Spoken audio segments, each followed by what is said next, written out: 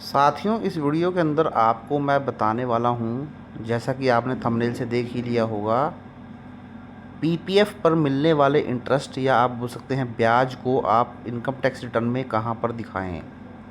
तो इसके जो ब्याज को दिखाने का तरीका है वो इस वीडियो के अंदर मैं बताऊंगा। ये ITR 1 के अंदर मैं आपको बता रहा हूँ। ITR 2 में जब आप जाएंगे वहाँ पर भी सेम तरीका रहेगा, वही सेक्शन रहेगा।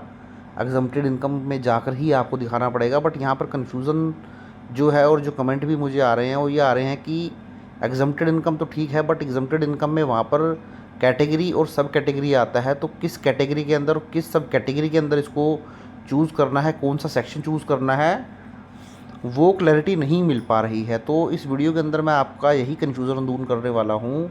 तो आप कोई भी ITR फाइल करें, ITR 1, 2, 3, 4, सबके अंदर जो सेक्शन रहेगा, प्रोसेस रहेगा, एग्जम्प्टेड इनकम का जो शेड्यूल रहने वाला है वो सेम रहने वाला है। तो इसीलिए कोई टेंशन लेने की ज़रूरत नहीं है कि ITR 1 में आपने बता दिया, ITR 2 में कैसा होगा, तो प्रोसेस सबके अंदर सेम रहने वाला है।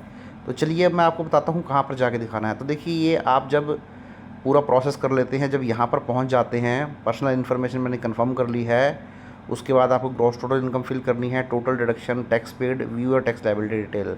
तो सबसे पहले आप ग्रॉस टोटल इनकम के ऊपर क्लिक कर दें।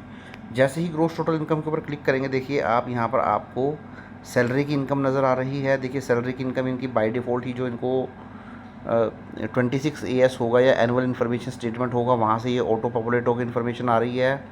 आप यहाँ पर सैलरी की इनकम देख सकते हैं। इसके अलावा अगर आपकी कोई हाउस प्रॉपर्टी से रेंटल इनकम है वो दिखा दें। इसके अलावा इनकम फ्रॉम अदर सोर्सेज, कोई बैंक का इंटरेस्ट है, FD का इंटरेस्ट है, जो कि 23,000, सॉरी नॉट 23,000, ज़ीरो नज़र आ रहा है। ये टोटल इनकम इनकी 23,07,460 है। But income from other sources में भी आप इंटरेस्ट वगैरह ज़रूर दिखा दें, वो आपके AIS से आ जाता है। अगर नहीं आता है तो आप जो है एक बार अपना AIS जरूर चेक करें, अपना annual information statement 26 AS check करें, उसके बाद दिखाएं। उसके बाद देखिए अब आपको यहाँ नज़र आएगा C3 exempted income for reporting purpose and income on which no tax is payable. तो ये जो एग्जम्प्टेड इनकम होती है केवल और केवल रिपोर्टिंग पर्पस के लिए होती है, इसके अलावा कोई इसका पर्पस नहीं होता है, ताकि इनकम टैक्स रिकॉर्ड में आपकी इनकम चली जाए। तो आप इसके ऊपर क्लिक करें। क्लिक करने के बाद ऐड अनदर के ऊपर क्लिक करें। अब देखिए यहाँ पे जब आप आएंगे तो यहाँ कैटेगरी आपको पहले चूज़ करनी है PPF के इंटरेस्ट के लिए, और उसके बाद यहाँ पर आपको सब कैटेगरी चूज़ करनी है, सेक्शन चूज़ करना है। तो कैटेगरी में जब आप आएंगे तो कैटेगरी में आप थोड़ा नीचे आएँ, नीचे आएँ, नीचे आएँ, स्क्रॉल डाउन करते हुए देखिए जो आपको नज़र आएगा, सम रिसीव्ड फ्रॉम पॉलिसीज़ ऑब्लिक कंट्रीब्यूशंस। पॉलिसीज़ या कंट्रीब्यूशन से जो आपको पैसा मिला, जैसे कि LIC कोई मैच्योर हुई, कोई NPS से पैसा मिला, PF का पैसा मिला, सुकन्या समृद्धि योजना का पैसा मिला, तो इसके ऊपर आपको जो है क्लिक करना है। इसके ऊपर क्लिक करें।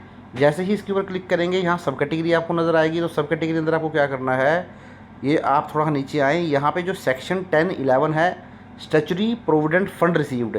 तो जो आपको PPF का इंटरेस्ट है, PPF का इंटरेस्ट आपको सेक्शन 10 सबसेक्शन 11 के अंदर स्टैट्यूटरी प्रोविडेंट फंड रिसीव के अंदर जो है वो दिखाना है। तो सपोज़ आपका जो इंटरेस्ट PPF पे आपको मिला, वो सपोज़ करो 1,58,000 मिल गया, मैं मान के चलता हूँ 1,58,000, थोड़ा सा गलती हो गई मेरे से, 1,58,000 लिखना था मुझे, मैं इसको बैक कर देता हूँ।